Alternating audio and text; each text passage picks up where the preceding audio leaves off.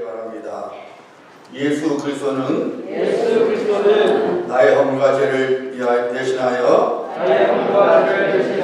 십자가 위에서 죽으시고 다시 살아나신 나의 주님이시여 나의 구주가 되십니다. 되시면 아멘. 늘 이 고백을 잊지 않고 이 고백을 붙들고 고백대로 살아야 될 줄 믿습니다. 자, 오늘 누가복음 1장 46절로 56절 말씀, 하나님을 찬양하는 신앙, 하나님을 찬양하는 신앙이라는 제목을 가지고 말씀의 은혜를 나누고자 합니다. 사람의 신분 변화를 이야기할 때 반드시 나오는 이야기는 신데렐라 이야기죠. 천덕꾸러기와 구박덩어리로 살고 있었던 신데렐라가 왕자를 만나 결혼하여 왕비가 됩니다. 갑자기 신분 상승이 된 것입니다. 많은 사람들이 자신들의 인생이 신데렐라 인생처럼 되었으면 하는 바람으로 살아갑니다. 그런데 설령 누군가가 신데렐라가 되었다 할지라도 그 행복은 일시적이지 영원한 것은 절대로 아닙니다. 그리고 신데렐라가 되었다 할지라도 매일의 삶이 자신이 원하는 인생을 살아가는 것도 아닙니다. 어쨌든 사람은 인생 속에서 만나는 어떤 사건 혹은 어떤 계기를 통해서 인생의 전환점을 경험하게 됩니다. 어떤 사람이 전혀 다른 모습으로 변했다면 그 사람에게 어떤 특별한 사건이 있었던 것이죠. 제 중학교 시절 친구들 중에 하나는 엄청 부끄러움이 많은 친구였습니다. 말을 거의 안 하다가 어쩌다 입을 열면 얼굴이 빨개져서 말을 합니다. 같이 있어도 없는 것처럼 조용한 아이였습니다. 그런데 어느 날 그 친구가 안 보였습니다. 나중에 알고 봤더니 폐결이 걸려 학교를 휴학해야만 했습니다. 제가 중3학년이 되었어요. 당시 1년에 한 차례씩 전학생 체육대회가 열렸는데 정 떨어진 1학년 어느 반 학생들이 열심히 자기 반 선수들을 응원하고 있었습니다. 응원단장이 반 학생들 앞에서 응원을 이끌고 있는데 그 열정이 보통이 아니었습니다. 그야말로 방방 뜨면서 응원을 이끌고 있었습니다. 그런데 그 응원단장이 낯이 익은 사람이었어요. 가만히 살펴보니까 중학교 1학년 때 그토록 부끄러움이 많았던 내 친구였어요. 말도 못 거는 애가 자기 반 앞에서, 전 학생의 보는 앞에서 응원을 이끌어가는데 완전히 다른 아이였어요. 건강 문제로 휴학을 하는 바람에 다시 중학교 1학년에 다니만 했던 것이죠. 큰 병을 앓았다가 낳게 되자 그 친구의 성격이 완전히 달라진 것입니다. 오늘 아침 예배를 드리고 있는 여러분들 중에도 지금까지 인생을 살아오시면서 어떤 특별한 사건이나 이를 통해 여러분이 변하는 어떤 전환점이 있었을 것입니다. 그런데 우리가 겪은 가장 큰 전환점, 우리의 신분이 완전히 뒤바꿔진 놀라운 전환점은 예수님을 믿어 하나님의 자녀가 된 것입니다. 이 변화는 신데렐라 변화 혹은 미운 오리가 백조인 것이 드러난 변화와 감히 비교될 수 없는 변화입니다. 원래 우리 신분이 무엇이었습니까? 허물과 죄로 죽었던 사람이었습니다. 유대인의 표현대로라면 지옥대감이었습니다. 영원토록 꺼지지 않는 물에서 영원토록 고통을 당해야만 했던 신분이었습니다. 하나님의 원수로서 장래에 어떤 소망이 없었던 신분이었습니다. 그런 우리들이 하나님의 은혜 가운데 믿음으로 그리스도 예수 안에서 하나님의 자녀가 되었습니다. 천국 상속자가 되었습니다. 영원한 생명을 누린 자가 되었습니다. 현재뿐만 아니라 장래에도 하나님의 소망의 포로로서 살게 되었습니다. 그리스도 예수 안에서 완전히 달라진 신분으로 살아가고 있는 우리들은 과연 어떻게 살아가야 합니까? 우리는 그 해답을 오늘 본문 말씀 속에 마리아를 통해서 배우게 됩니다. 오늘 본문 말씀 46절로 55절 말씀은 마리아의 창가라고 불립니다. 자, 46절 한번 다시 한번 보시기 바랍니다. 마리아가 이르되 내 영혼이 주를 찬양하며 내 마음이 하나님 내 구주를 기뻐하였음은, 마리아는 큰 기쁨으로 온 마음을 다하여 하나님을 찬양한다고 고백하고 있습니다. 왜 마리아가 큰 기쁨으로 온 마음을 다하여 하나님을 찬양한다고 고백하는 것입니까? 그것은 마리아에게 부어진 하나님의 복 때문이었습니다. 자, 엘리사벳의 고백을 들어봅니다. 41절로 43절이죠. 엘리사벳이 성령의 충만함을 받아 큰 소리로 불러 이르되 여자 중에 네가 복이 있으며 네 태중의 아이도 복이 있도다. 내 주의 어머니가 내게 나오니 이 어찌된 일인가.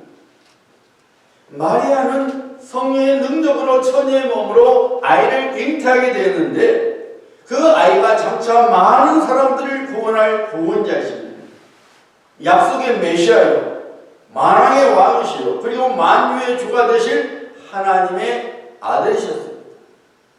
산골 동네에서 목소와 정혼한 시골뜨기 처녀가 갑자기 엘리사벳이 고백한 대로 주의 어머니가 되는 신분으로 바꾸어진 것입니다. 여자들 중에 가장 복을 받은 여자가 되었습니다. 마리아는 자신에게 이루어진 일에 대하여 놀라움을 금할 길이 없었습니다. 자신에게 일어난 신분 변화를 인하여 마리아의 심장은 쿵쾅쿵쾅 뛰었습니다. 마리아는 그녀에게 일어난 일, 즉 하나님께서 그녀에게 행하신 일에 대하여 온 마음을 다해 큰 기쁨으로 하나님을 찬양했습니다. 우리도 마찬가지입니다. 그래서 예수 안에서 구원받아 하나님의 자녀로 신분이 바꿔진 우리들도 마리아처럼 온 마음을 다해 큰 기쁨으로 하나님을 찬양하는 삶을 살아가야 합니다. 마리아는 오늘 본문 말씀을 통해서 구체적으로 큰 기쁨으로 하나님을 찬양하는 이유에 대하여 노래하고 드러내고 있는데요. 첫 번째 이유가 48절에 나와 있습니다. 그의 여종의 비천함을 돌보셨음이니라. 여기서 비천함은 헬라어로 원래 의미는 낮은 상태를 말합니다. 밑바닥에 있는 상태. 이미 말씀드린 대로 마리아는 사람들의 사랑과 관심을 끌만한 인생을 살지 않았습니다. 산골 동네에서 허들이기를 하며 살아야만 했던 극히 평범한 인생 소유자였습니다. 그런 그를 하나님께서 메시아의 육신의 어머니로 삼아 주신 은혜를 베풀어 주시니 그 놀라운 은혜에 대하여 마리아는 겸손한 심령을 지금 하나님께 고백하고 있는 것이죠.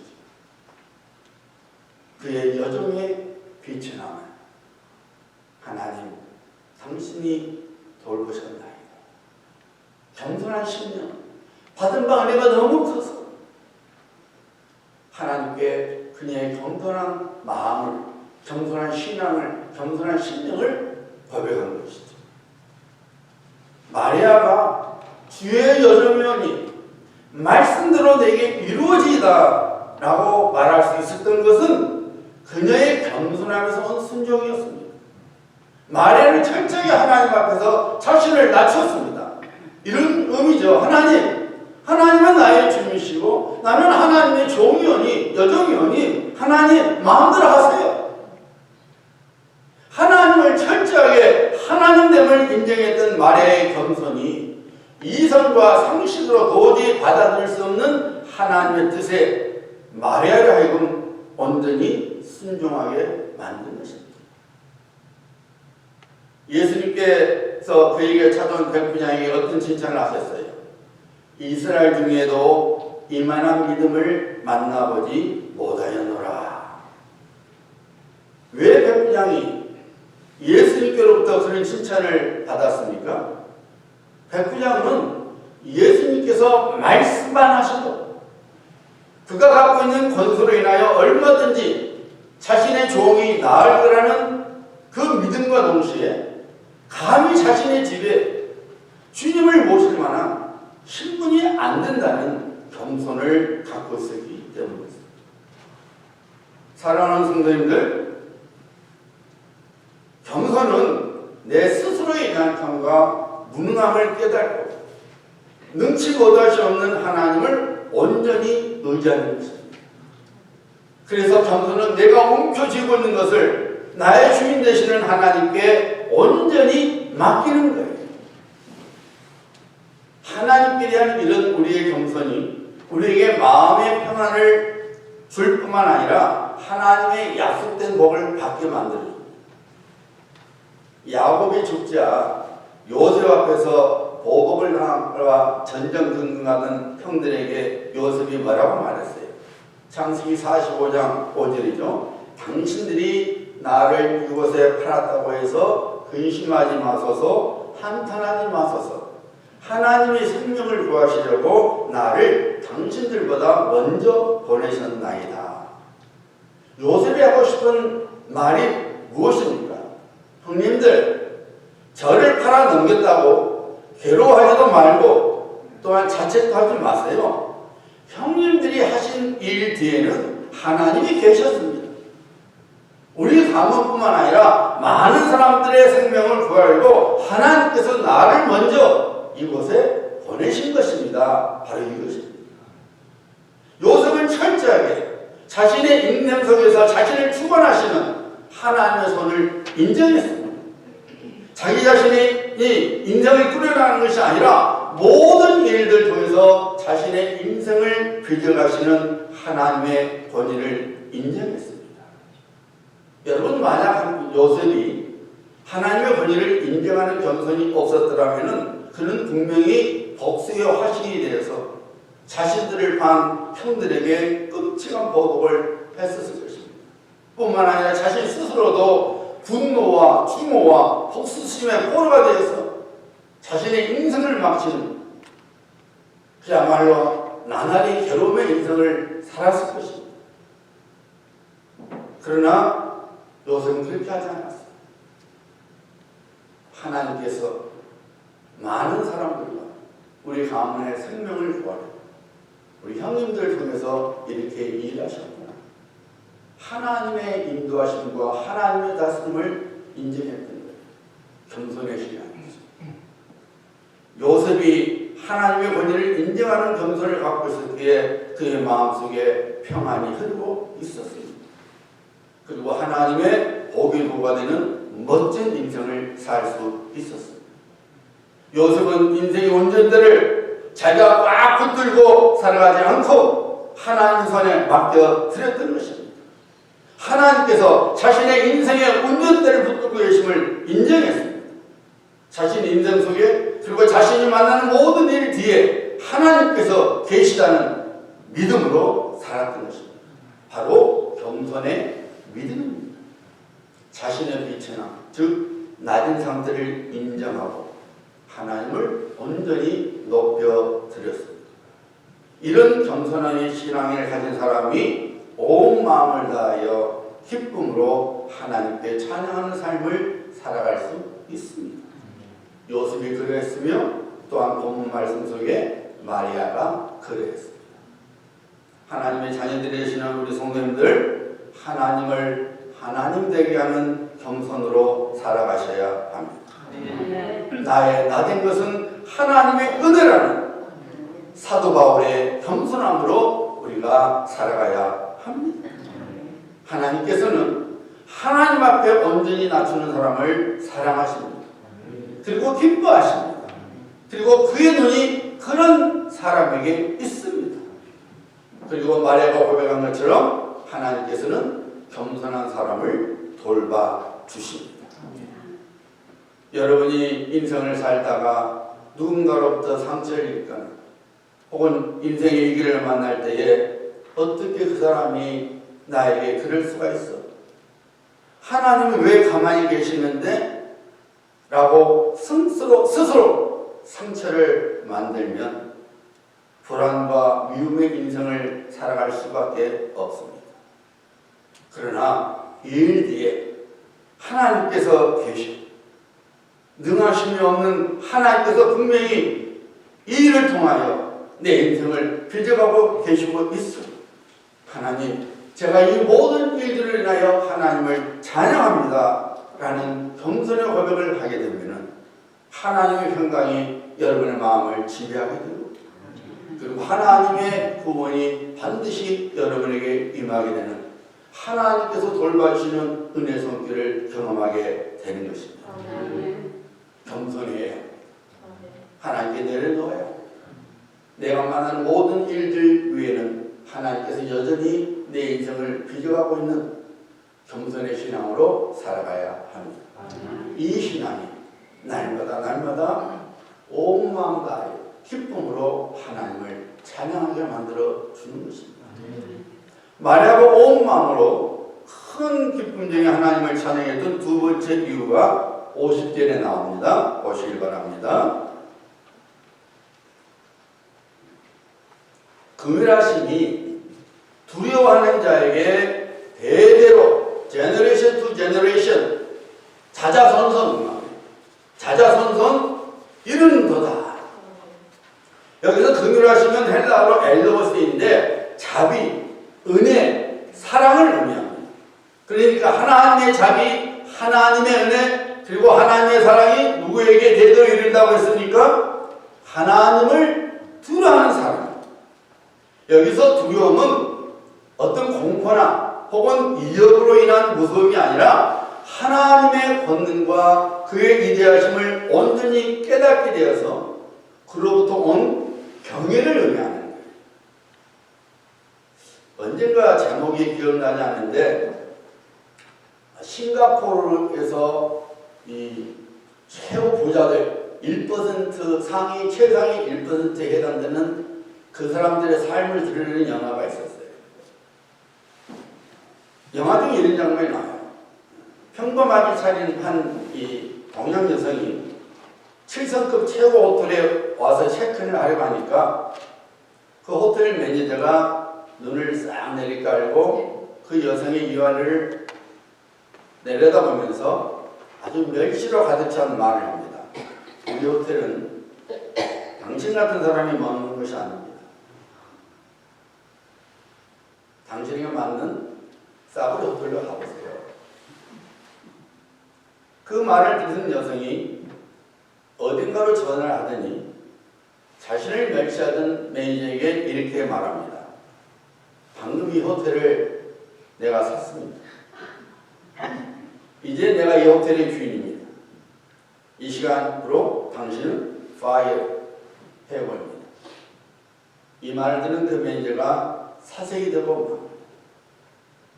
여러분, 만약 그 매니저가 그 동양 여성이 어떤 신분의 사람인지를 알았더라면 그런 실수를 저지르지 않았을 것입니다.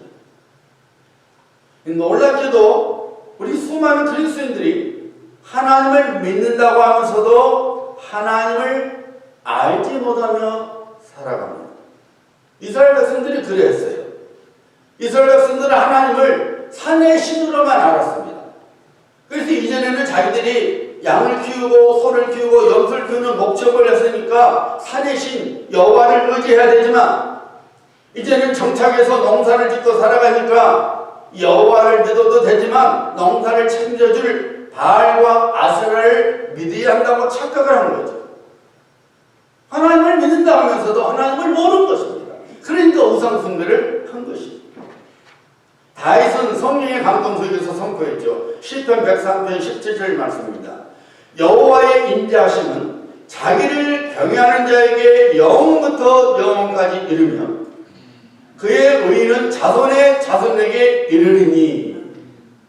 시편 34편에서 다윗은 또한 성령의 감동 속에서 하나님을 경외하는 신앙이 가져오는 복을 선포합니다. 7절로 9절이에요. 잘 들어보세요. 여호와의 천사가 주를 경외하는 자를 둘러 진치고 그들을 던지시는도다. 너희는 여호와의 선하심을 맛보아 알지어다. 그에게 피하는 자는 복이 있도다. 너희 성도들아 여호와를 경외하라. 그를 경외하는 자에게는 부족함이 없도다. 하나님께서는 그를 경외하는 사람을 보호해 주시며 건전해 주십니다. 하나님의 선하심을 경험하게 만들어 주십니다. 그리고 풍족함으로 채워 주십니다. 우리들이 대자연의 웅장함을 보면은 가슴이 콩당콩당 뛰고 눈이 커지고 입이 자동으로 열려져서 와 하고 감탄하게 되죠. 자연의 위대함에 스스로 작게 여겨지면서 겸손한 마음을 갖게 됩니다. 하지만 그 자연의 위대함으로부터 도망치고 싶은 마음은 하나도 없지요. 더 머물고 싶고 더 가까이 나가서 누리고 싶잖아요. 여러분, 하나님을 경외하는 것이 바로 그와 같습니다. 하나님의 전능하심과 그의 위대하심과 그의 놀라운 다스림을 깨닫게 되면 자연스럽게 하나님 앞에 굴복하게 됩니다. 그리고 그런 하나님으로부터 도망을 치게 되는 것이 아니라 오히려 두렵고 떨리지만은 그 하나님께 더 가까이 나가고 싶고 그런 하나님과 함께 머물고 싶은 마음이 일어나게 되는 거죠. 이것이 바로 하나님을 경외하는 신앙입니다.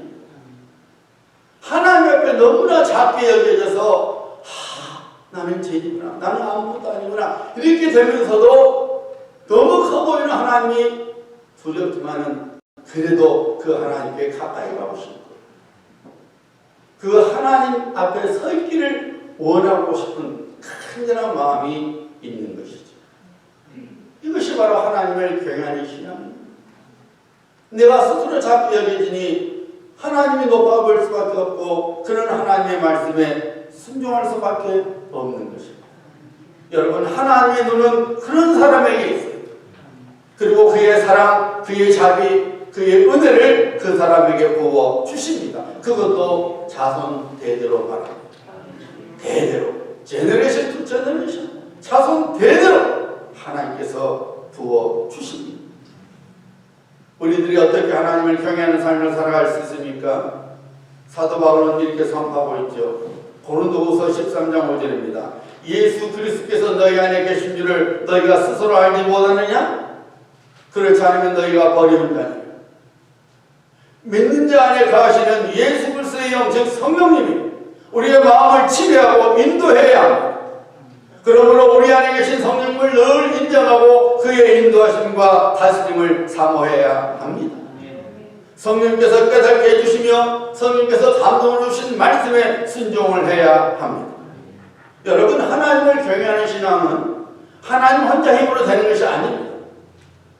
우리들이 하나님을 경외하는 삶을 살도록 하나님께서는 우리들의 지혜로운 협력을 필요로 하십니다. 하나님께서 우리를 사랑하시며 그의 관심이 온통 우리에게 있는 것처럼 우리 역시 하나님을 나의 하나님으로 인정하며 하나님을 사랑하며 그리고 우리의 관심이 온통 하나님께 있어야 합니다. 믿음의 사람 프랑스와 마라바는 이런 말을 했어요. 하나님께서는 자신에게 오직 나밖에 없는 것처럼 언제나 나를 생각하신다. 그러므로 내가 나에게 하나님밖에 없는 것처럼 언제나 하나님만을 생각할 때 비로소 나는 하나님의 은혜에 겨우 보답하는 것이다. 하나님이 이 세상에 나밖에 없는 것처럼 하나님께서 나를 그렇게 생각해 주신다는 거예요.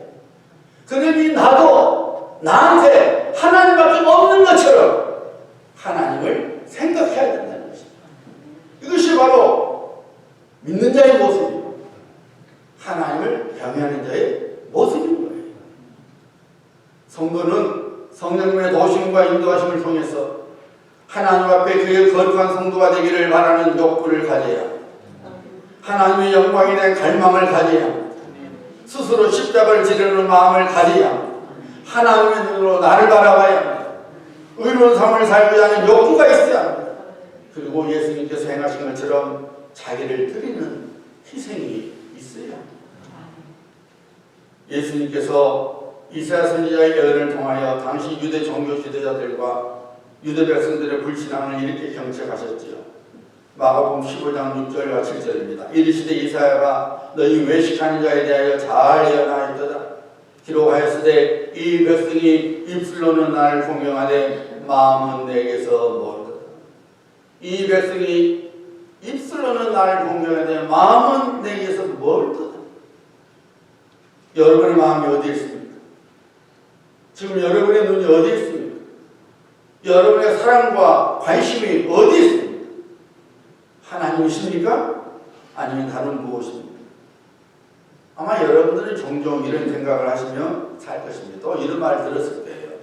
하나님께서 능하심이 없으며 또 나를 사랑하신다면 내가 금방 알 수 있도록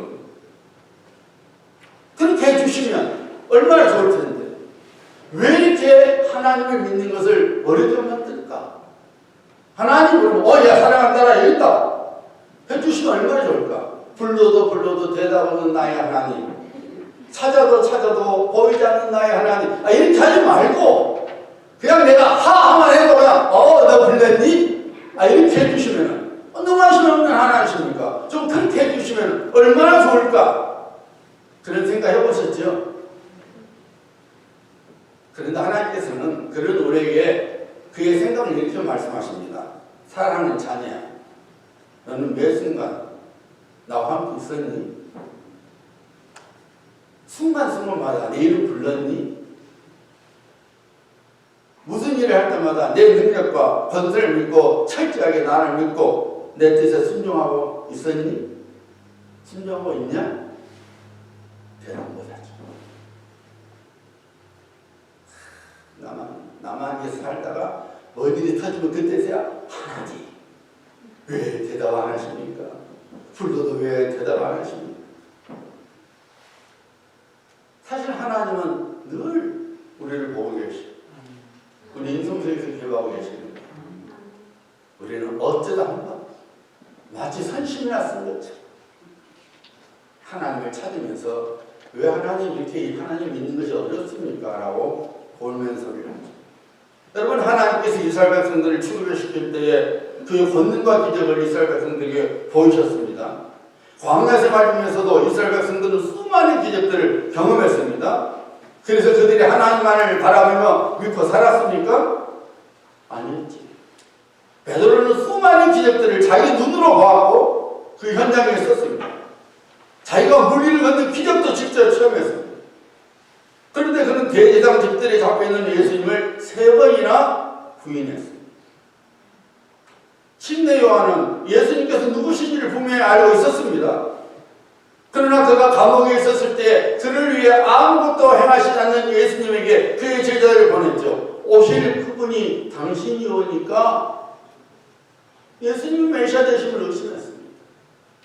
사랑하는 여러분, 하나님을 경외하는 신앙은 하나님의 말씀을 어느 경우에도 믿고 순종하는 것입니다.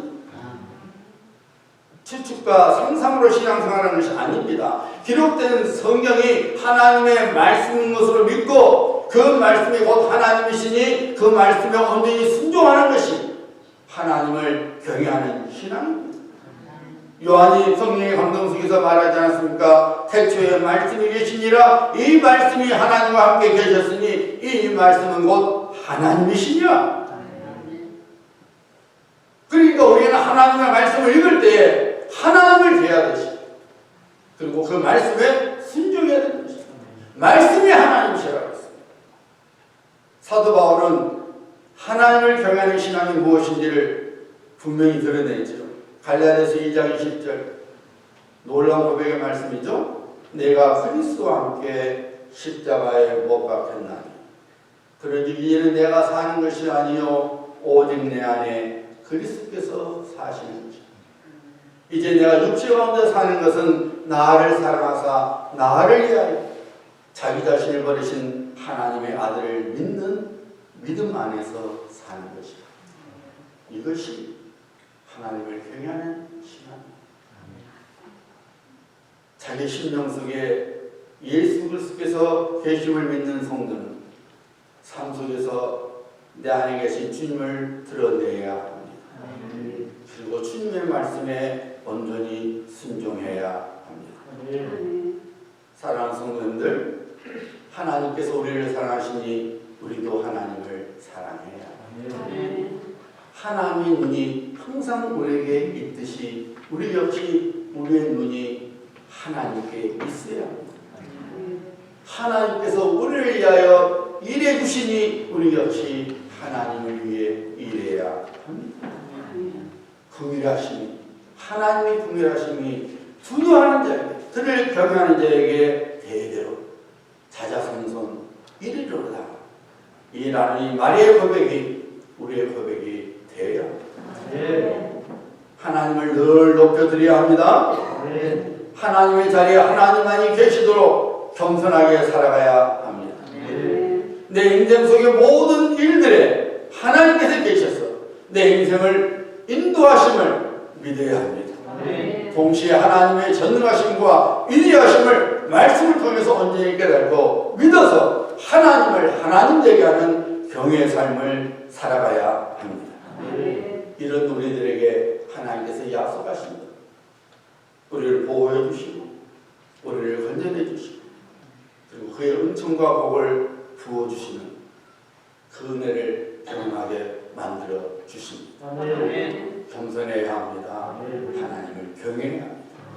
이런 성도님들 되시기를 우리 주 예수 그리스도 이름으로 축복합니다.